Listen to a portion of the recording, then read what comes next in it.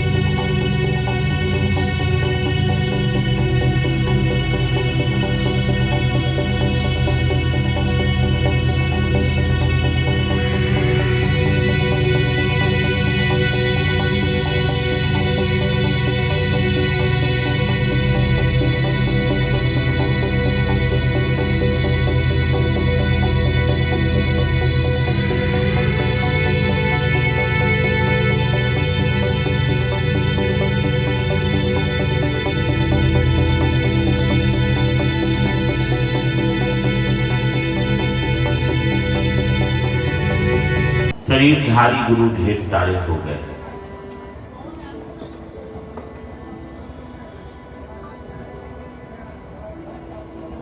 लेकिन शिव का गुरु पद ग्रंथों में ही शिव डाला गया। एक शख्सियत साहब श्री हरिंद्रानंद जी धरती पर आए, जिन्होंने लोगों को शिव के गुरु स्वरूप से जोड़ने का प्रयास किया और तन्हा साहब श्री हरिंद्रानंद जी और साथ देने वाली मात्र और मात्र दीदी नीलामानंद थी। ये दो व्यक्तियों ने जो मेहनत की है शिव से सिखाना, आप लोगों में से बहुत लोग नहीं देखे, लेकिन चूंकि सौभाग्य से मैं शुरुआती दिनों से उनके संपर्क में गया और शिव को गुरु माना। 35 वर्ष हो गए उसको शिव को गुरु माना। तो मैंने देखा है कि कितनी परेशानी और शिद्दत के साथ उन्होंने शिव कार्य किया और हुआ। अब तो हम लोगों को मंच मिलता है, सुविधाएं मिलती है, सम्मान मिलता है, लेकिन जिन दिनों शुरुआत किए थे साहब के साथ कुछ लोग थे, हम लोग चलते थे और गांव से बुला करके लाते थे हम, उन्होंने विनय करके चलिए हमारे साहब आए हुए हैं, आप शिव को गुरु मानिए या ना मानिए, उनकी बातों को सुनिए। और ऐसे करके हम लोग शिव कार्य को हम क्या बनाएंगे, साहब बढ़ाए। हाँ, मैं बड़भागी हूं कि उसमें मैं शामिल रहा।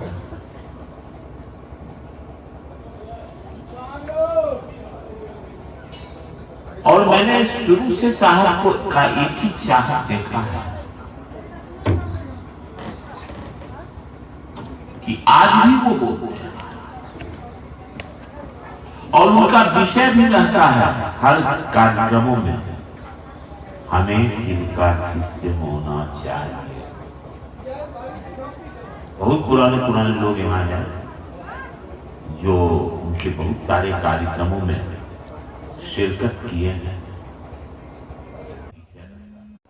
वो सीधा कहते हैं कि आप शिव के शिष्य हो जाएंगे, घोषणा करा लेना, कंगन बांध लेना,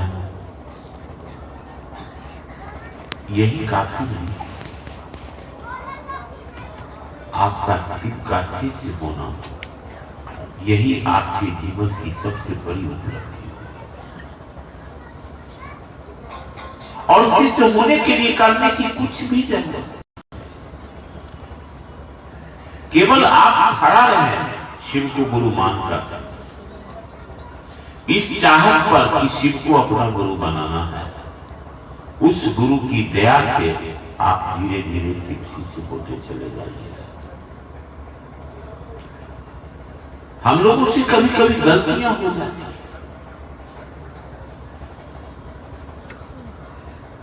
कि अपने को महान शिव शिष्य समझने की भूल कर करके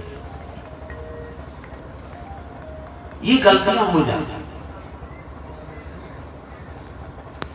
और इन गलतियों के कारण हम लोग शिव की शिष्यता से काफी दूर भाग जाते हैं।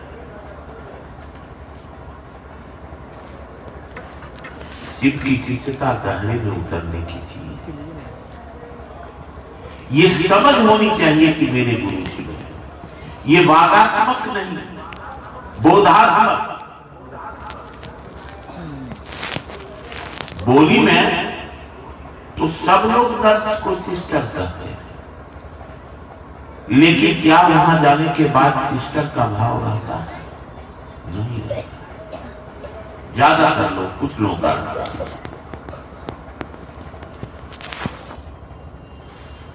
ठीक उसी तरह से शिव मेरे गुरु हैं, और मेरा अहंकार इतना बन रहा है कि हम सामने वाले को समझने के लिए तैयार नहीं है कि मेरा गुरु भाई है या मेरी गुरु बहन है। वहां अपना नियम, अपनी व्यवस्था देना चाहता है। हम भूल जाते हैं कि मेरे गुरु अगर यदि शिव हैं तो सामने वाले के भी गुरु शिव है। गुरु का दायित्व होता है शिष्य के जीवन में परिमार्जन करना। हम आप कहां से कर पाएंगे? हम अगर परिमार्जन कर लेते तो हमको शिव शिष्य बनने की जरूरत ही नहीं। और गुरु के जोन में सीधा दखल दे देते हैं, ये बहुत खराब है। और ये इससे बड़ा आत्मघाती बात कुछ भी नहीं हो सकता। हम शिव के शिष्य हैं, मेरे गुरु शरीर में नहीं है, न उनको कपड़ा चाहिए, न उनको पैसा चाहिए, प्रसाद भी जो चढ़ाते हैं जो हम लोग अपने खाने हैं। सीधी बात। अभी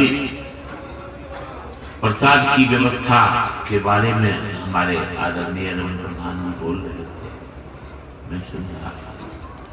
ये बहुत छोटी व्यवस्था है। मेरा मन थोड़ा बेचैन हो गया कि लगता है कि हाथे पर लेके,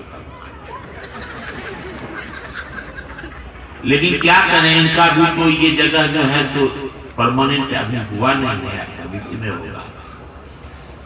सारा वहां से लहरिया सराय से सेटअप लाए हैं, इनकी कुछ लाचारी, लेकिन ये आपका कर्ज हमारा लिए स्वीकार किए हैं। हम इनको कह रहे हैं कि कर्ज को जल्दी से चुका दीजिएगा, नहीं तो सूद बढ़ेगा, इंटरेस्ट।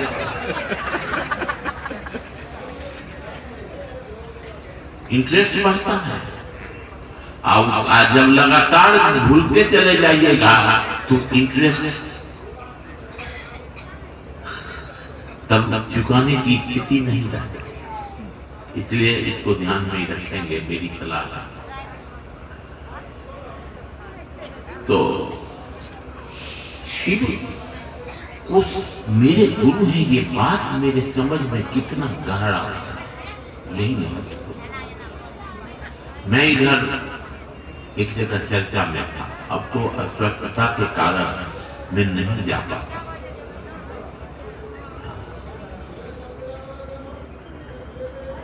लोग कहे कि शिव के शिष्य स्थित प्रज्ञ हो सकते हैं क्या? मैंने कहा कि शिव के शिष्य अगर स्थित प्रज्ञ नहीं होंगे तो दूसरा कोई हो नहीं। स्थित प्रज्ञ का अर्थ होता है जिसके अंदर निंदा और स्तुति का भेद समाप्त हो जाए,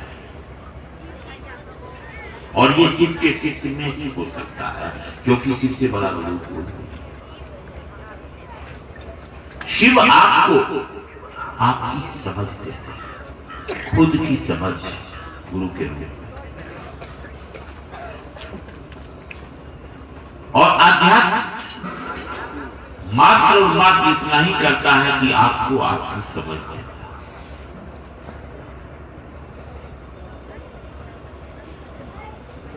मैं कौन हूं, कहां से आया हूं, कहां जाना होगा, इसका किसी को खबर नहीं। और गुरु शिव जब होंगे यही समझ पैदा करते हैं, ये समझ देते हैं। आज दिन में कोई गुरु भाई बोल रहे थे, नाम अब उतना स्मरण नहीं है, जीवन जीने की कला सिखाते हैं। आपको जब तक अपने जीवन की समझ नहीं होगी, जीवन जीने की कला नहीं आपको पता चलेगा। मैं आया हूं बेगूसराय से, एक कुर्ता एक पैजामा पहन के आया हूं, दूसरा भी पहने हूं, इसलिए ज्ञान को लौटना है। आज अगर लेट हो जाएगा तो सवेरे तो निश्चित जाना है। मैं कहां टीवी लाया, कहां फ्रिज लाया, कहां सोफा सेट लाया, सब कुछ है मेरे घर में, कुछ भी नहीं। एक दिन रहना है, चलो वो कुर्ता है वो पैजामा काफी है। और हम लोग भूल जाते हैं कि कितने दिनों की जिंदगी लिखा हुआ है का एक संपन्न, कितने क्षण के लिए हम इस धरती पर रहने को आए हैं ये पता नहीं। फिर भी दुनिया की हर चीज को जायज नाजायज तरीके से इकट्ठा करने में लगे। ठीक है, जरूरतें जिंदगी के बारे में जरूर हर व्यक्ति को सोचना चाहिए, लेकिन जरूरतें जिंदगी के साथ जिंदगी के मकसद को भी समझना चाहिए। ये जीवन मिला है किस लिए?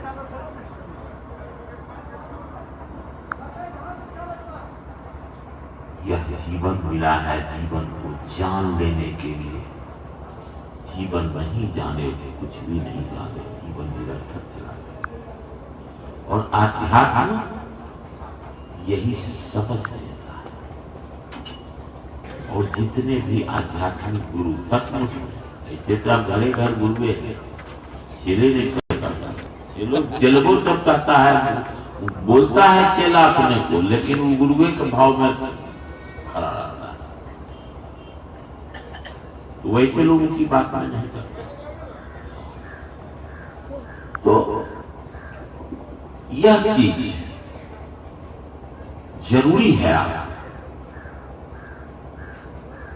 ये आपके लिए बहुत जरूरी है कि अपने गुरु के संपर्क में रहें। और संपर्क मन करेगा, संपर्क मन से होता है, शरीर से संपर्क नहीं होता। पति पत्नी में तलाक हो जाता है 10 साल शादी के बाद, शरीर को 10 साल तक एक साथ रहा, क्यों तलाक हुआ? मन टूट गया। जब भी हम अपने गुरु के बारे में सोचेंगे तो एक ही चीज दिमाग में चलना चाहिए, क्या चाहिए मेरे को? हम कुछ नहीं दे सकते, शरीर में नहीं है तो हम क्या दे सकते? अब सोचना यह है, विचारणीय विषय यह है कि मेरे गुरु चाहते क्या है। मेरे गुरु ने एक ही बात को कहा है साहब के माध्यम से कि जाओ दूसरों को समझाओ कि शिव मेरे गुरु ने आपके भी हो सकते हैं, यानी दूसरों को शिव का शिष्य बनाओ।